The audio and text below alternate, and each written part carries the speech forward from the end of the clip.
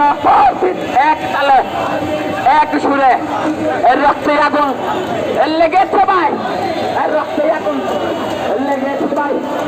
নেতা দিছি, একদম দিছি, রক্ত দিছি, বুলেট খাইছি, ঘাম দিছি, সময় দিছি, অর্থ দিছি, শ্রম দিছি।